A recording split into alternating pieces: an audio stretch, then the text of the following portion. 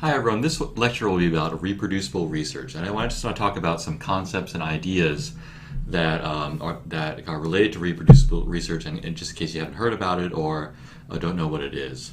So the basic idea is that in science, replication is the most important element of kind of verifying and validating findings that scientists discover. So if you claim that X causes Y, or that vitamin C improves disease, or that this causes a problem, what happens is that other scientists and that are independent of the original will try to investigate that same question and see if they come up with the same result. And if lots of different people come up with the same result and replicate the original finding, then we can tend to think that, well, then the original was probably true and that this is a real relationship or real finding. So the ultimate standard in strengthening scientific evidence is replication, and the goal is to have independent people do independent things with different data, different methods, in different laboratories, and see if you get the same result. Because if a finding is robust to all these different things, then it's more likely to be true, and the evidence is stronger in its favor.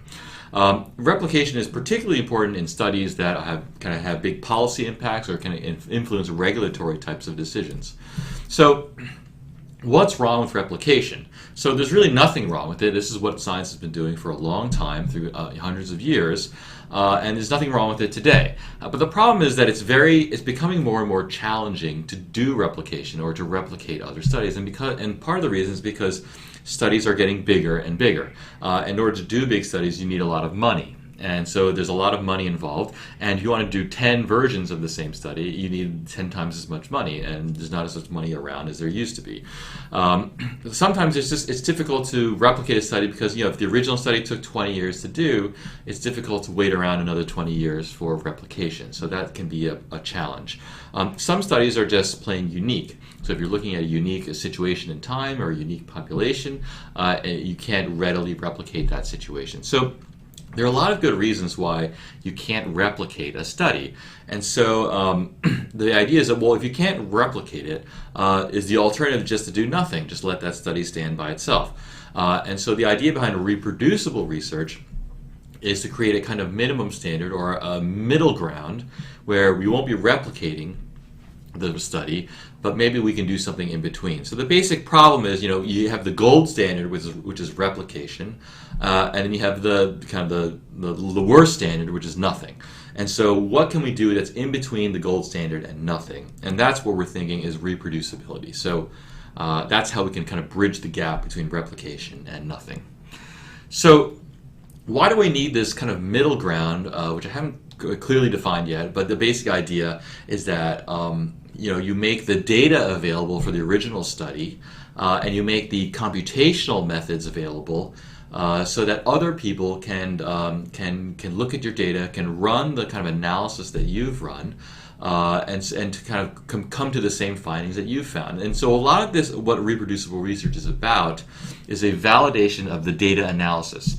Because you're not collecting independent data using independent methods, it's a little bit more difficult to validate the question itself that you're asking. But if you can take someone's data and reproduce their findings, then you can in some sense validate the data analysis. And so this involves having the data and the code, because more likely than not, the analysis will have been done on a computer using some sort of programming language like R. And so if you can take their code and their data and reproduce the findings that they come up with, then you can at least have confidence that the analysis was done appropriately, and that the correct methods were used. Excuse me. So what is driving this need for kind of a middle ground, this reproducibility middle ground between replication and doing nothing? Well, there's a lot of new technologies on the scene in many different fields, including biology and chemistry and environmental science, all kinds of areas. These technologies allow us to collect data at a much higher throughput. And so we get these very complex and very high dimensional data sets almost instantaneously compared to even just 10 years ago. And so the technology has allowed us to create huge data sets at essentially the touch of a button. Furthermore, we have computing power that allows us to take kind of existing databases and merge them into just even bigger and bigger databases. So we can take data that were previously maybe inaccessible and create new data sets out of them. So these new data sets are huge now. And in addition to allowing us to create new data sets, Computing power allows us to do more sophisticated analyses. So the analyses themselves, the models that we fit, and the algorithms that we run are much, much more complicated than they used to be. And so having a basic understanding of these algorithms is difficult, even for a sophisticated person. So understanding what someone did in an analysis of data will require looking at code, looking at the computer programs that people used. And so the bottom line with all these different trends is that for every field X, there is now computational X.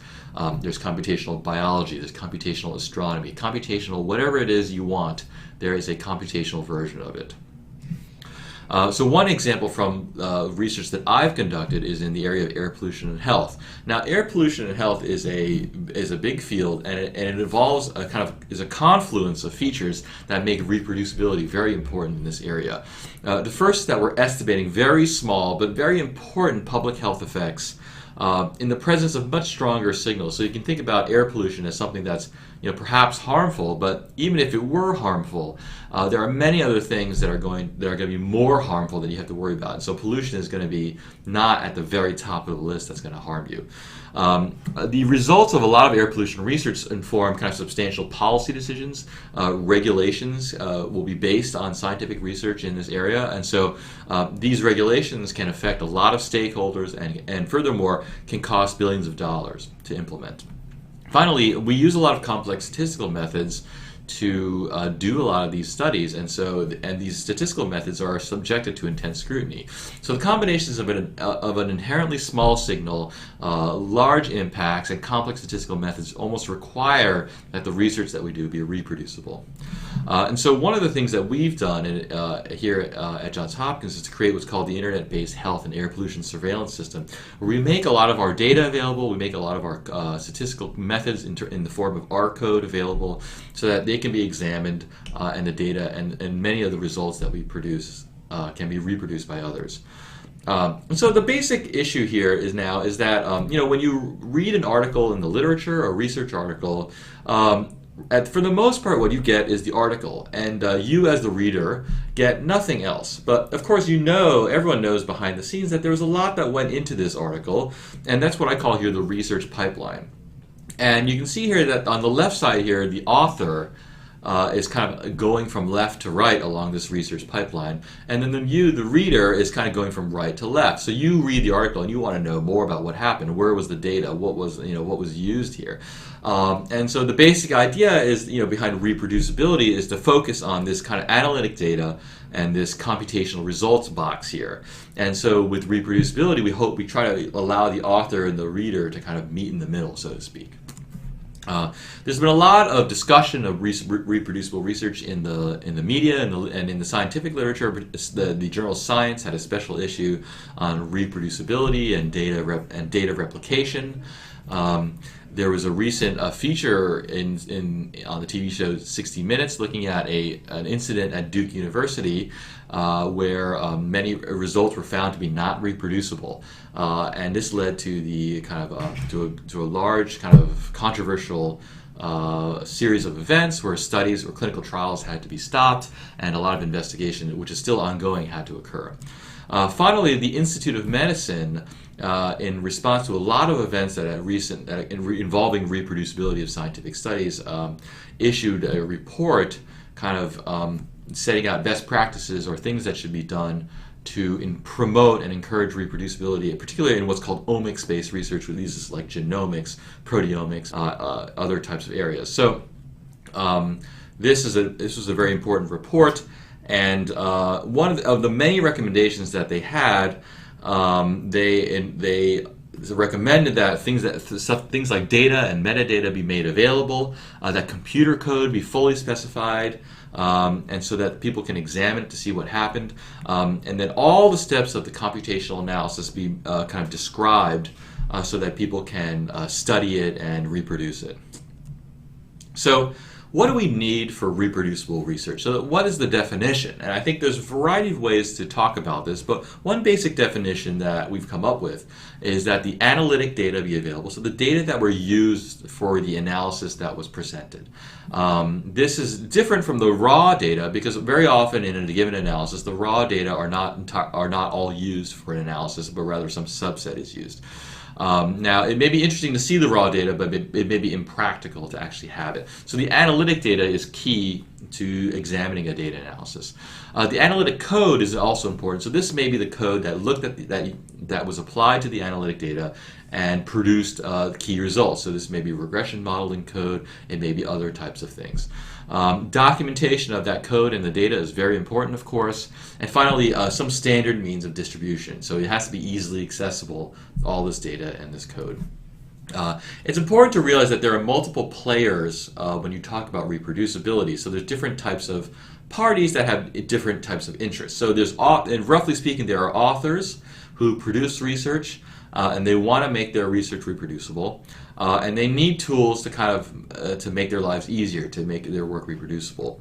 And then there's also readers who are reading research and they want to reproduce that work, and they also need tools to kind of make their lives easier. So some of the challenges that are out there right now is that authors of research have to undergo considerable effort to make their results available on the web. So to publish data, to publish code is not necessarily a trivial task. And although there are a number of resources available now that were not available even 5 years ago, it's still a bit of a challenge to kind of get things out there on the web. Furthermore, even if things are out there, readers have to download the data, they have to look at the results, they have to download the code, they have to piece things together, usually by hand, and it's not always an easy task to put these things together. Furthermore, readers may not have the same resources that the original authors did. So if the original authors use an enormous computing cluster, for example, to do their analysis, the readers may not have that same enormous computing cluster at their disposal, so it may be difficult for readers to do exactly reproduce the same results. And generally the toolbox for doing reproducible research is small, although it's definitely growing, but there are a lot of needs. So what happens in reality is that authors just kind of throw things up on the web. There may be journal supplementary materials that are famously disorganized, and there are only a few central databases that authors can take advantage of to post their data and make their data available. So if you're working in a field that has a kind of central database that everyone uses, that's great. But if you're not, then you're kind of out of luck. Furthermore, the readers just end up just kind of downloading the data, putting the code together by hand, and they have to kind of piece together the software, and it can be difficult to do. So one basic idea to kind of as a tool to make a lot of this stuff easier is what's known as literate statistical programming. And this comes from the idea of literate programming in computer programs. And so the idea is to think of an article or a publication or a report as a stream of text and code. And so the text is kind of readable by people and the code is readable by computers.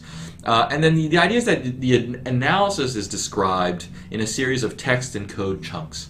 And each kind of code chunk will do something that will load some data, a computer result, and each text chunk will kind of relay something in a human readable language. And so there may be presentation code that kind of formats tables and figures. There's article text that explains what's going on around all this code. And the idea is that this stream of text and code is a literate statistical program or literate statistical analysis. And these programs can be weaved to produce human readable documents like PDFs or HTML web pages, and they can be tangled to produce machine readable documents, so machine readable code. And so the basic idea behind literate programming is that you need a documentation language that's human readable, and you need a programming language that's machine readable. And so one of the original systems in R that was designed to do this was called SWeave. And SWeave uses a documentation language called LaTeX, and a programming language obviously is R. And it was developed by Fritz Leisch, who is a core member of R, and is still maintained by R Core, and its website is listed here. Now, there are many limitations to the original SWeave system, one of which is that it's focused primarily on LaTeX, which is not a language, documentation language that many people are familiar with. And so it can be difficult to learn this type of markup language if you're not already in the field. It lacks a lot of features that kind of people want, like caching and multiple plots per page and mixing programming languages. And so, and it's not as frequently updated or very actively developed. And so one of the alternatives that has come up in recent times is something called knitr. And the knitr package for R is basically kind of takes a lot of these ideas of litter programming, kind of updates them and improves upon them. And there are a lot of kind of features that are added on to the SWeave original kind of concept. And so it's still, knitr still uses R as its programming languages, but it allows you to mix other programming languages in. And you can use a variety of documentation languages now. You can use LaTeX, you can also use something called Markdown, and you can use HTML. And so knitr was developed by Ihue Xie, who was while he was a graduate student at Iowa State, and it's become a very popular package for doing literate statistical programs. So just to summarize very briefly, reproducible research is, I think, is an important minimum standard for computationally intensive types of analyses, where replication is very difficult or if not impossible. We still need quite a bit of infrastructure and tools to kind of create and distribute reproducible documents and beyond what is currently available. But that's kind of improving as every day, and there are lots of new tools kind of coming on the scene. So in the next lecture, I'll talk about some of these tools. In particular, I'll talk about knitr and just to show how you can produce reproducible documents.